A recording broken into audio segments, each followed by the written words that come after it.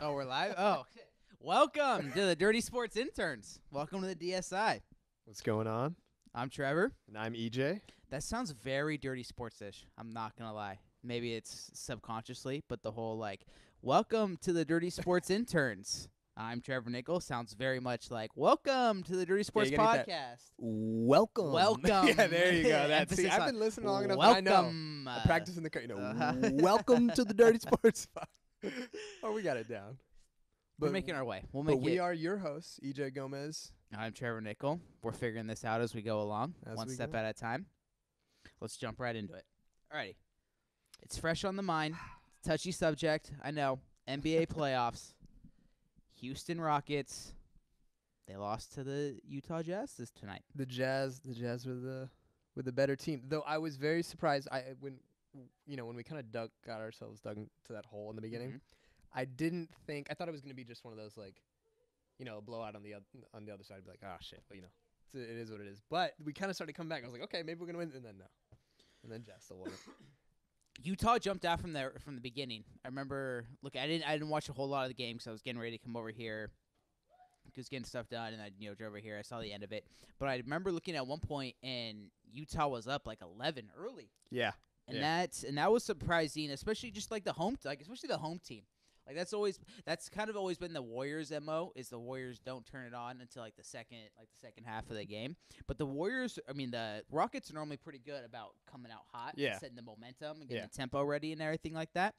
But yeah, it was just I just feel like it was just one of those nights for the Rockets. Yeah. Hopefully it was just one of those nights. It just wasn't a thing to come. But yeah, they didn't have anything to. Nothing was falling. Like no shots were going in. They couldn't run anything off of Houston's defense. Utah's defense, because Utah played lights out defense. Yeah. I know if you look at the box score, you look at the score, Houston put up a lot of points, but Utah played great defense for a Rockets team that was that powerful. It was a good game. It was a good game. Yeah, it's one of those things. It's like the Rockets. It's that old saying. It's like you live by the three, you die by the three. It's like when the Rockets, when their threes aren't falling, this is what happens.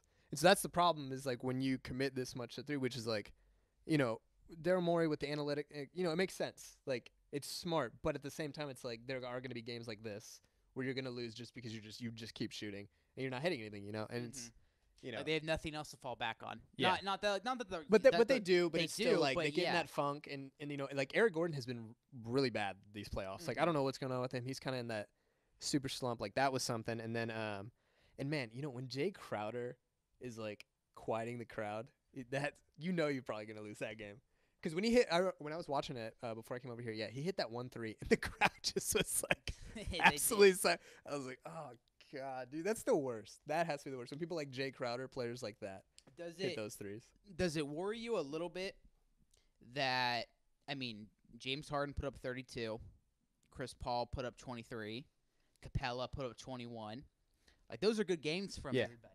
Yeah, It's not, like we said earlier, like it was. I think it's funny because you said it was one of those nights where just nothing was working from the Rockets. But like if you look at the box score, everything you would think everything worked out, but it just it was just one of those games. Like James Harden was fucking 9 of 22 from the field, so it's not it's not one of those nights. Does it worry you though that they all had relatively good games and still at home couldn't pull it off? Here's the thing: is like one thing that I think is different from, let's say, last year's Rocket team to this year's Rocket team is like our bench is so much deeper, and though those three guys they had great games, and normally when they have great games they win the game, but you still do need those bench players to contribute. And how many points did Ryan Anderson have? He had 0 points. Exactly. You know what I'm saying? Like, and I saw it, and his main thing is he's stretching the floor out, which it makes the whole playing field bigger for them to be able to drive in and cut. And when he's not hitting, that shrinks it all down. So then they can stop the drives. Eric Gordon was the only one off the bench with plus 5 points at 15. Okay. Gerald Green had 3, and however you say Lamambababu had 4. He had 4 points. Eric Gordon had 15. So yeah, they said no bench play. Yeah, it's just the bench really has to just come and play, because that's the key because Harden can have a game like he had tonight, 32, 7 and 11, but you still you're gonna need that backup people to kind of just when he needs to sit, when he needs to rest, and it's just one of those games to me. And what's hopefully funny they bounce back. too is because even like if you look like Donovan Mitchell, like his 6 of 21 from the field goal line. Yeah. 17 points. Like he didn't have a It good wasn't- game yeah, either. he didn't It's play like that great. like what, Joe Ingles at Okay. 27 points. Like, Joe Ingles was going off. Let me for tell that. you, He when was. my Just touch hands on there for anybody that's watching the anybody that VSI can watch it. interns. When Joe Ingles, your 6th grade math teacher is putting up 27 Yeah. points, dropping 7 threes on you, like you're probably gonna lose that game. And 10 of 13 from the line too. Yeah, dude, ridiculous. Joe Ingles, man, that's yeah. But so that with the Rockets, essentially what they need to do to bounce back in this next game is the bench has to come through. The Jazz has to. Our intern, I believe, has a comment he'd like to say. No, he's telling him to keep the mic closer. Oh, sorry, my bad. But yeah, so the Rockets what they need to do is just make sure the bench plays, because that's the whole key to it all, and that's what's going to be the key if we make it past to play the Warriors, is because everyone can shoot, but like we're going to need that solid bench support. So that is true, because that's one of in the recent years, the years before that always been one of the Warriors' strength. Yeah. Is that bench there, and normally that's one of the Rockets' strengths. Yeah. Is that the bench play there.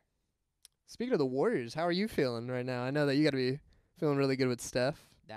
After that game. was about as good as Steph could look as Steph could look. I mean, I saw a stat line. I think it was 28 points, 27 minutes. Came off the bench. Like he came in around 6 minutes into the game, something about that. And I saw another stat line. It took him about 11 seconds to hit a 3. That was ridiculous. I mean, I don't know what more. What more? And that was always kind of been the thing that you'd heard rumors that during practices and the shoot arounds and everything was that Steph looked as good as he could look. Like he wasn't going to get any better. And it's one of the luxuries the Warriors have was that they could rest Steph for as long as they needed to. They were probably going to get to as it played out, they're going to get to the middle of this round, kind of be like, okay, we need to bring it back in here. We're getting deep in the playoffs. But they said he was ready to go for the first round of the playoffs. But they're like, we don't. But you really want to rest that ankle. You don't want it. Yeah, especially that ankle there. Both of his ankles too. He's always had both bad ankles. It just kind of depends on which one's going to hurt. And that was kind of thing was like. You hear the rumbles, like he's ready to go. Like he can go the first round of playoffs. And so then he finally came back, and it was like a closer, like when a closer comes out of the bullpen. Yeah. Like Kenley Jansen comes out to California Love, and you just get that. Or like Trevor Hoffman with, I can't remember which song it was. It was like some AC/DC song. And you just set that mood. And I thought that was dope too.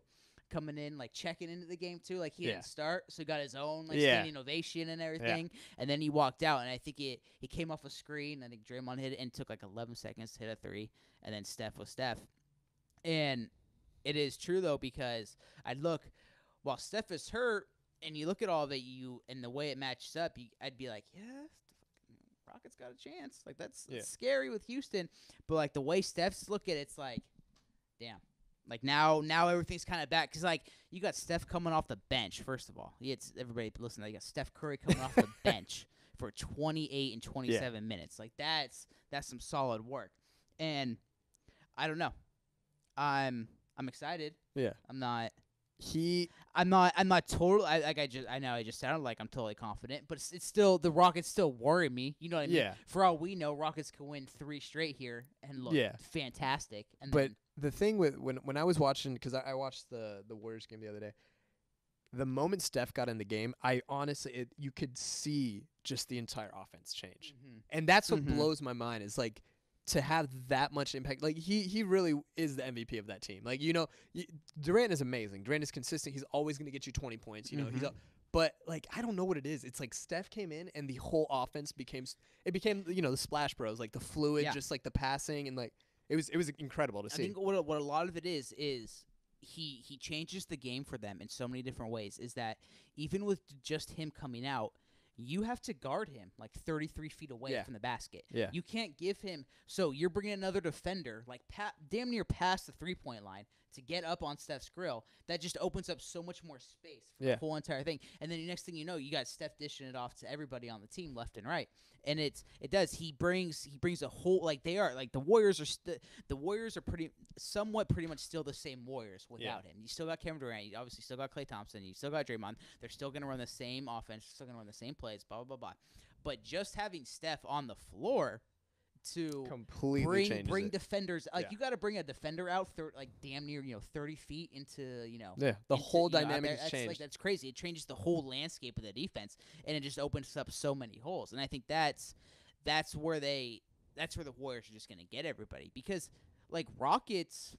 Like Rockets one-on-one match up with the Warriors, like it's a good matchup, but really like but not even James Harden and Wentz. But like nobody's really gonna guard James Harden from 33 feet away. Yeah. Like he can make that shot, but but nobody's gonna go out there because they're gonna be like, you're not gonna take that shot. Yeah. But Steph will skip up to the half court line and fucking shoot. If you on give his him way any there. space, yeah, it's just like it's ridiculous. There's no way he'll it's just so launch stupid. from anywhere. Yeah.